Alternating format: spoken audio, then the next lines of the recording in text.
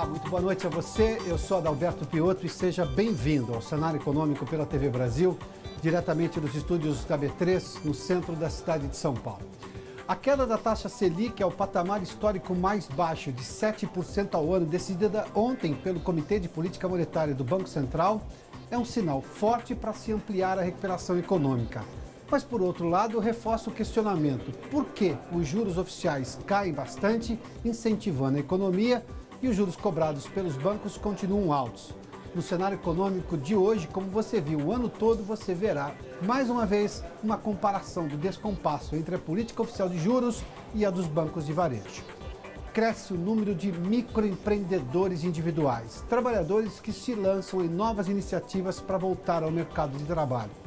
130 bilhões de reais. Esse é o tamanho do prejuízo que a pirataria e o contrabando de produtos vendidos nas ruas das cidades brasileiras trazem ao país. O cenário econômico está no ar. O número de novos microempreendedores individuais no país bateu recorde.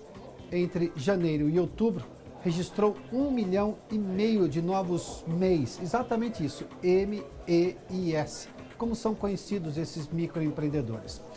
Sara Kines está conosco hoje em São Paulo e tem mais detalhes. Sara, boa noite.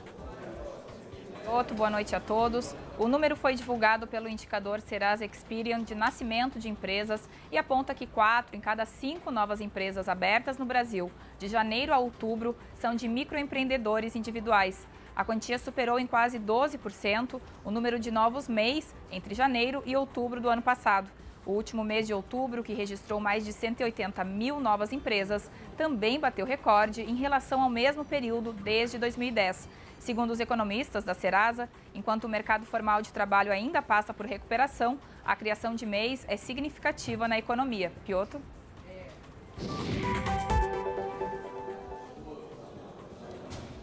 A Fiat está convocando os proprietários dos veículos modelo Argo para a correção de problemas de fabricação. Resumindo, um novo recall. São exatamente 21.778 exemplares do modelo que foi lançado este ano, no final do ano passado, ou seja, é um carro muito novo. O volume de unidades que terão de passar pelo recall é praticamente o total de carros vendidos até o final de novembro, quando 22.336 unidades foram emplacadas, segundo a Fenabrave, a Associação dos Concessionários do país. Segundo a montadora, a Fiat, há um erro na montagem do carro que acarreta o risco de rompimento do chicote elétrico do volante, desativando a direção, que é elétrica, e, em alguns casos, acionando o airbag do motorista. Quem é proprietário do modelo Fiat Argo deve entrar no site da montadora e verificar pelo número do chassi se o seu carro está justamente nessa lista gigantesca dos carros que deverão, dos modelos que deverão, na verdade, dos carros que deverão passar pelo recall. Ou seja, de novo nós estamos falando de recall. As montadoras, não raro, recorrem ao recall por problemas de fabricação. O ministro do Planejamento, Diogo Oliveira, fez hoje um balanço das ações do planejamento em 2017 e as perspectivas econômicas para o ano que vem. Em conversa com jornalistas, afirmou que se não forem alteradas as regras da aposentadoria, o país entrará em uma rota complexa na economia. A Catiúcia Neri está conosco em Brasília e tem mais detalhes desse diagnóstico da economia feito pelo ministro, que defendeu a necessidade de reforma da Previdência. Catiúcia, boa noite, bem-vinda. Previdência. Boa noite, bem-vinda. Oi, Piotto, obrigada, boa noite. O ministro Diogo Oliveira, ele fez uma análise ruim para a economia do país, caso a reforma não seja aprovada. Segundo ele, os juros podem subir e a dívida pública ficar em torno de 100% do produto interno bruto do país. Oliveira afirmou que se a reforma se concretizar, essa dívida se estabiliza em 80% do PIB, já é alto, né? E lembrou que a aprovação dessa proposta vai gerar uma economia de 500 bilhões de reais em 10 anos, o que Oliveira considera um valor bastante importante para a sustentabilidade do crescimento do Brasil. O ministro do Planejamento afirmou ainda que o governo segue firme na intenção de aprovar a reforma da Previdência ainda neste ano e está otimista. Acredita que o cenário é positivo para isso. Vamos ouvir o que disse Diogo de Oliveira. O crescimento econômico que nós estamos tendo e as expectativas positivas que todos os economistas e agentes de mercado têm para o ano que vem e os próximos anos está intimamente atrelada com a agenda de reformas. Não é errado dizer que sem o avanço das agendas de reformas nós teremos uma redução forte das expectativas de crescimento para os próximos anos. Então esse é mais um motivo de nós estarmos engajados e determinados a ter a aprovação da reforma da Previdência agora, para que nós possamos, ao longo do próximo ano, continuar com a agenda de reformas que terá principalmente a reforma tributária na pauta e outras reformas econômicas.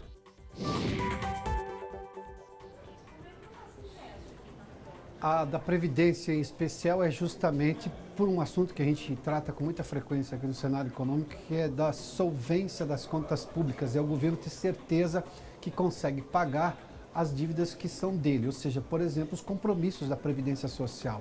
Nós já vimos exemplos na Europa de países que chegaram a um ponto que não conseguiam mais pagar, ou seja, a dívida pública, a dívida que o governo contrai, ou os compromissos que ele tem, o que fatura, ou seja, o que recebe dos impostos, o que arrecada dos impostos, já não é mais o suficiente.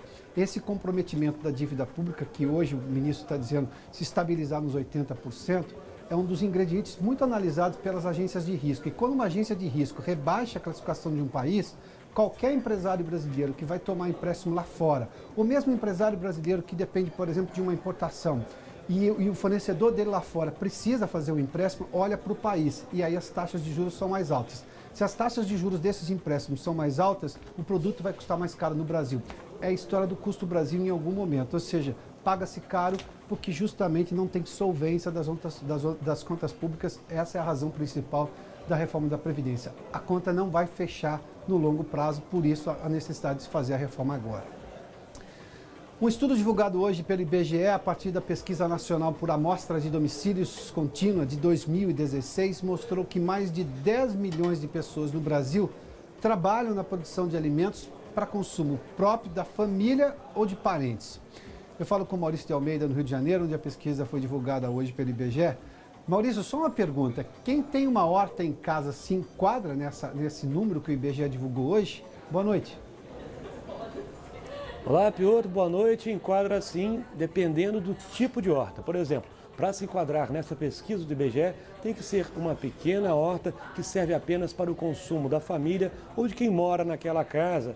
E a pessoa tem que dedicar pelo menos 1 hora por semana para trabalhar naquela horta. Se a pessoa dedicar menos de 1 hora, não é considerado uma produção para consumo próprio. Já se a pessoa vender parte dessa horta, aí não também vai ser uma agricultura familiar já voltada para o comércio. E 77,6% das atividades para a produção para o consumo próprio estão relacionadas com atividades do campo. Além dessa produção agrícola, das pequenas hortas, temos também a pesca, a caça e a criação de animais. Outros itens que se destacam na produção para o consumo próprio estão as reformas na própria casa, a coleta de água para o consumo e a produção de roupas. Uma curiosidade, que quase metade dos 10 milhões e 500 mil brasileiros que têm algum tipo de produção para o consumo próprio também possuem um outro tipo de ocupação profissional. Ou seja, a produção para o consumo próprio pode ajudar na composição da renda familiar ou, quem sabe, até ser uma espécie de terapia ou hobby. Muitas pessoas têm aquela horta dentro de casa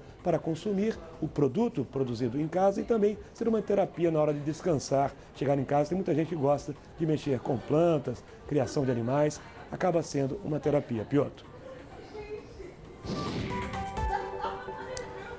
O anúncio do Comitê de Política Monetária do Banco Central de reduzir a taxa básica de juros a 7% ao ano, anunciada ontem, exatamente, feita ontem, aumenta a percepção dos brasileiros acerca do descompasso entre a política oficial de juros do governo, que é positiva ao país, porque a taxa básica tem caído, e a praticada pelos bancos de varejo na hora de oferecer crédito ao consumidor e às empresas. Porque os juros da taxa Selic caem e caíram muito, e os bancos continuam cobrando taxas altas do consumidor. Nós aqui do Cenário Econômico, pela TV Brasil, a TV Pública, temos denunciado essa diferença absurda há muito tempo.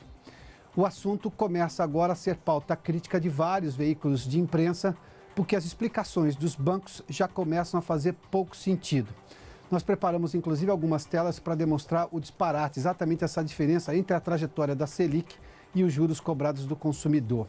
A gente percebe claramente, você tem acompanhado aqui no Cenário Econômico, essa diferença que é muito grande entre uma taxa e outra. Olha, só para a gente acompanhar, ontem nós mostramos essa tela aqui, que foi o comportamento da taxa básica de juros aqui, olha, de 14,25% em agosto de 2016, começou a cair exatamente em outubro de 2016, foi a primeira queda de 0,25 ponto percentual, 0,25 ponto percentual, e chegou, a gente vê exatamente essa trajetória, é uma trajetória extremamente importante, olha, ela cai, até chegar a esse patamar de 7% anunciado ontem na taxa básica de juros. Esses 7% são históricos. Nos últimos 20 anos, a última taxa mais baixa foi de 7,25%, ou seja, esse é o piso histórico da taxa básica de juros. Tudo isso tem incrementado, tem melhorado a economia. A taxa básica de juros cai, inclusive, porque a inflação também está baixa e uma série de benefícios se dá por aqui. O governo economiza os títulos da dívida porque parte dos títulos é exatamente remunerada, é lastreada na taxa Selic, ou seja, juro menor, paga-se menos para o investidor de títulos da renda fixa. Outros investidores grandes deixam de aplicar em aplicações financeiras, de pôr dinheiro em aplicações financeiras e vão, por exemplo, para aplicações de bolsa de valores, e isso incrementa a economia porque as empresas se capitalizam com dinheiro barato. E tem um dado importante também que o próprio banco, em algum momento, vai ter de deixar de comprar títulos da dívida e financiar o comércio, financiar o consumidor, mas aí vai ter que baixar a taxa de juros. Não é isso que tem acontecido até agora. A gente vai demonstrar isso aí exatamente. Vamos lá. As duas boas explicações, as duas grandes explicações que os bancos deram nos últimos tempos foi a seguinte: a taxa Selic é muito alta, portanto não dá para baixar os juros ao consumidor, o que já não é uma verdade, a taxa caiu e caiu bastante, ela está reduzida a menos da metade em menos de um ano, um pouco mais de um ano, ou seja, então a taxa básica já não é uma explicação para não reduzir drasticamente os juros cobrados ao consumidor. A outra é que a inadimplência é alta, a inadimplência tem caído também. Para você ter uma ideia, em 2012, o juro médio ao consumidor era em torno de 60% e a inadimplência era em torno de 8%. Agora, o juro médio do consumidor está aqui, olha, exatamente esse. De 136, segundo a ANEFAC, 136,5% ao ano. Juro de pessoa física, 7,44% ao mês. Ao mês se paga mais do que a taxa básica do ano inteiro, a gente percebe aqui. A inadimplência hoje também é em torno de 8%. Ou seja, por que a inadimplência também não é uma explicação razoável agora? Todas as explicações não justificam essa manutenção de juros altos cobrados pelos bancos brasileiros. A outra explicação, e na verdade é uma explicação de um analista, não dos bancos, há uma concentração bancária brasileira gigantesca. Quase 80% do crédito está na mão de 4 bancos. Os 4 bancos são exatamente o Itaú, o Bradesco e 2 bancos públicos, como o Banco do Brasil e a Caixa Econômica Federal. São esses 4 bancos que têm quase 80% do crédito, ou seja, não há concorrência. Um pouco de concorrência que começa a surgir agora são exatamente dessas startups financeiras, as fintechs, que começam a ofertar crédito mais barato. Sem oferta de crédito que não seja subsidiado via BNDES, o dia a dia do consumidor brasileiro, das empresas, tem exatamente um problema de não conseguir se financiar com juros baixos. Vamos lá. Para a gente olhar aqui, na pessoa jurídica, também é alta, é 4,31% e 65%, quase 66% ao ano. Eu cobro da pessoa física 136% de juros ao ano em empréstimos assim no banco. Nós estamos falando de, por exemplo, cartão de crédito que é mais de 300% ou cheque especial que é mais de 300% também. Da empresa, 65% ao ano e a taxa Selic é de 7%.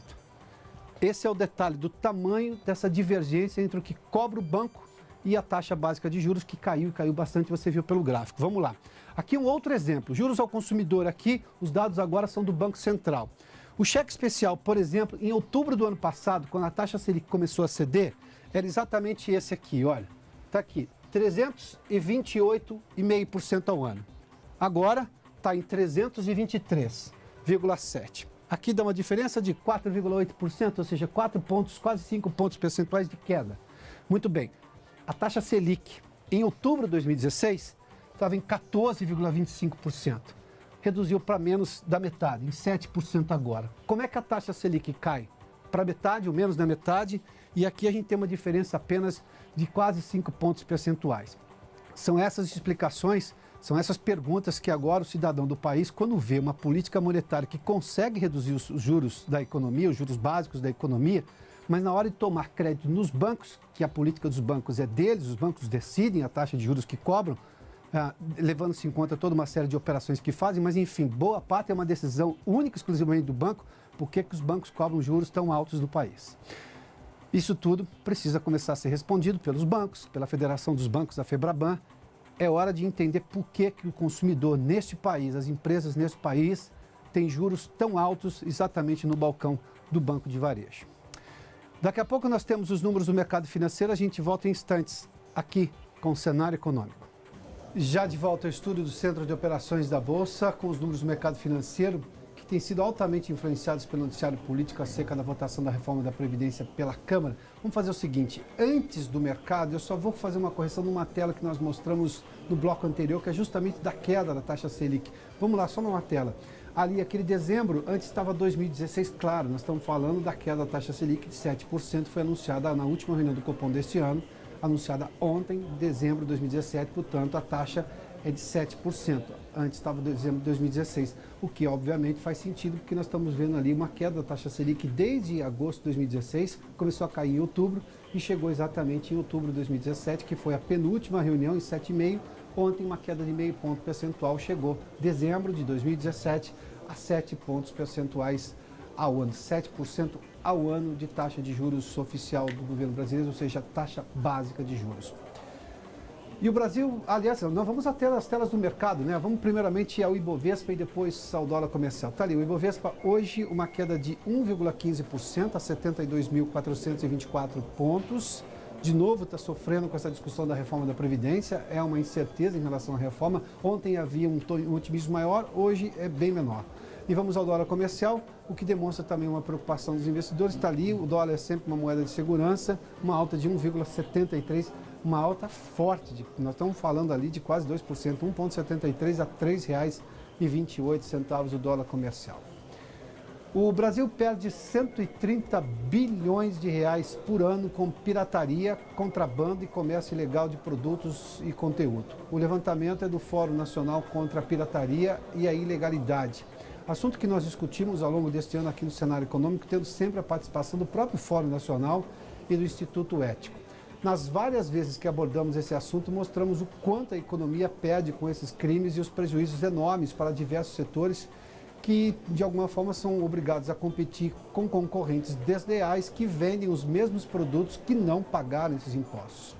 E o que daria, só para entender o tamanho do custo da pirataria, o que daria para fazer com 130 bilhões de reais desviados hoje pela sonegação do contrabando ou a pirataria? Nós produzimos uma tela ali rapidamente. Olha, os 130 bilhões, prejuízo do contrabando, da pirataria, esse valor construiria hoje no país 974 hospitais, ou 19 mil creches, ou 1.200.000 casas populares. Detalhe, o dinheiro da pirataria ou do contrabando, esse produto muito barato que você compra na rua e obviamente vê nisso uma vantagem do ponto de vista meramente econômico, se está comprando de um pirata e não está comprando de uma loja legalizada, você está contribuindo com a pirataria. É dinheiro desviado do fisco. Quando nós tratamos desse assunto tempos atrás aqui no cenário econômico, eu tratei desse assunto, coloquei exatamente a reportagem que tínhamos feito aqui, o debate que tínhamos produzido aqui com o Instituto Ético, num grupo de discussão na internet, ou seja, num grupo de discussão no Facebook. Boa parte das pessoas defendia a sonegação, dizendo que não tinha que recolher imposto de forma alguma. Se alguém pensa dessa maneira, tem que achar que não precisa ter nenhuma polícia mais na rua, não precisa ter nenhum tipo de serviço público mais disponível. Acho que não faz sentido. O filho que vai à escola no dia seguinte, se for pública, não faz mais nenhum sentido. Ou seja, a contribuição com a pirataria dá quem compra produto pirata. Você já ouviu falar da cobrança de ICMS sobre download? A lei sancionada em dezembro de 2016 permite a cobrança de imposto sobre serviços como as plataformas de streaming. E aqui temos como, por exemplo, o Netflix e o Spotify, que é de música especificamente. O ponto principal e mais questionado é como é feita essa cobrança, uma vez que as empresas são estrangeiras. Para falar sobre esse assunto, eu recebo Tiago Garbelotti, advogado tributarista. Tiago, seja bem-vindo aqui ao Cenário Econômico. Eu que agradeço. Como é que vai ser feita essa cobrança especificamente? Porque é um download. As empresas não são brasileiras, a maioria não é brasileira. Sim, a maioria não é brasileira. Como é que se cobra, então? Então, a legislação previu 3 hipóteses. Três hipóteses. A primeira eu posso cobrar é do fornecedor do download, do Spotify, o que é mais difícil considerando que é uma empresa estrangeira. Eu posso cobrar do consumidor. O consumidor vai lá, emite uma guia de recolhimento de ICMS e paga para o fisco, ou por intermédio das operadoras de cartão de crédito, que é o mais provável, porque toda operação financeira que eu tenho que de alguma forma remeter dinheiro para o exterior via cartão de crédito passa pelas operadoras. Então ele atribui a responsabilidade pelo recolhimento para as operadoras que retêm o valor e repassa para a fazenda. Mas é o isso, mais provável. Ou seja, isso não vai estar no valor do download, vai estar separado, então? Pode ser. Ou pode estar já no valor do download? Muito provável, como vai ter um aumento de carga tributária, as empresas que fornecem esse tipo de serviço, elas vão incluir no preço. Então, ao incluir no preço, a operadora de cartão vai fazer uma retenção sobre o valor total e dali vai tirar, por exemplo, os 18% de ICMS. Ou seja, vai encarecer o produto, porque o valor a ser incluído nesses jogos, eles é repassado para o consumidor final, não fica para a empresa. Então aumenta o valor e sobre esse valor total que já inclui o aumento, é recolhido o imposto. Eu me lembro do debate, a discussão dos que eram a favor e contra a cobrança, os que diziam que eram a favor porque é um produto, ou seja, é um serviço, outros serviços são tributados, esse não tinha tributação, especificamente no momento do download. Os que são contrários reclamam do tamanho da carga tributária brasileira, que já é alta, enfim. Levando-se em conta essa histórica e que vai cair, evidentemente, em quem recebe o recurso, eu suponho, e o operador do cartão pode fazer pode fazer esse repasse, nós estamos falando de uma justiça tributária, na sua opinião, porque esse serviço também passa a ser tributado, ou o valor que está sendo tributado agora é alto, levando-se em conta outros produtos semelhantes? Se você olhar pela perspectiva do fisco, hoje ele tem um grande negócio que ele não está tributando. Mas, do outro lado, tem um sistema jurídico, tem a Constituição e leis que garantem que esse tipo de serviço e essa cobrança não tem arcabouço constitucional ou legal algum. Ou seja, se o fisco ele quer buscar esse valor, ele devia fazer através de uma reforma ou tributária ou legislativa. Por exemplo, na Europa, eles têm o IVA. E o IVA lá é um pouco mais simples. Eu tenho o IVA sobre mercadorias e o IVA, entre aspas, serviços, que ou seja, aquilo que não é mercadoria. Então é muito mais fácil eu tributar um download, eu tributar um software, etc. Aqui no Brasil eu tenho que cumprir alguns requisitos para traçar essa ou aquela tributação. Na mercadoria eu tenho que ter um bem tangível, eu tenho que ter a transmissão de propriedade. Esse é o requisito legal hoje que existe. Num download eu não tenho, primeiro, mercadoria, eu não tenho um bem tangível, e segundo, eu não tenho a transferência de propriedade. Geralmente esses contratos de download eu faço a cessão de um direito. Ele, inclusive, é regulamentado pela lei de informática, que esses contratos têm que ser geridos pela cessão de direito, royalties. Então, não faz o mesmo. No final das contas, o que o Brasil quer cobrar é royalties e ICMS sobre royalties, na verdade. Porque não tem qualquer... Sobre o ganho dessas empresas, é isso? Que é a cessão de um direito. Tem uma repartição, entendi. Ela não vende o download, ela cede o direito. Quando você compra um software mais popular, um Word, você compra o CDzinho. Sim. Mas se você clica ali na permissão de uso, você não pode revender aquilo que não é seu. Como acontece para qualquer tipo de download. Como é que isso é tributado em outros países? Ou não há tributação? Hoje, em outros países, a OCDE, principalmente, ela discute isso no âmbito do BEPS, que é um grupo de discussão de como se tributar a economia digital. Eles reuniram especialistas de alguma parte do mundo e, depois de alguns meses de debate, não chegaram à conclusão de se fazer uma tributação justa. Isso está pendente de um direcionamento. O Brasil, acho que de alguma forma, ele ignora essas discussões e adotou uma postura pragmática que, pelo lado do fisco, ele está conseguindo atingir o objetivo que é tributar, o que todos os fiscos do mundo querem fazer, mas pelo lado do contribuinte ele está adotando uma via que não é ideal, porque ele ele ultrapassa e atropela a Constituição, fundamentos legais, etc. Ou seja, rapidamente, qual é o valor da tributação? hoje é 18%. 18%. Pode ser 18%. Ele tem uma redução de base, que o ICMS é 18%. Mas eles têm uma redução de base de forma que eu tribute por 5%. Por que 5%? Porque o fisco municipal vai querer ISS sobre pela mesma prestação, o mesmo download. Aí vai ficar 5 contra 5, vai ficar talvez a empresa ela não queira entrar no judiciário por uma alíquota baixa, por 18 talvez ela entraria. Perfeito. Tiago, obrigado pela gentileza da entrevista. Eu agradeço. O cenário econômico termina aqui. Obrigado pela sua companhia, pela audiência. Boa noite. Daqui a pouco tem os Corredores do Poder, hein? Até amanhã.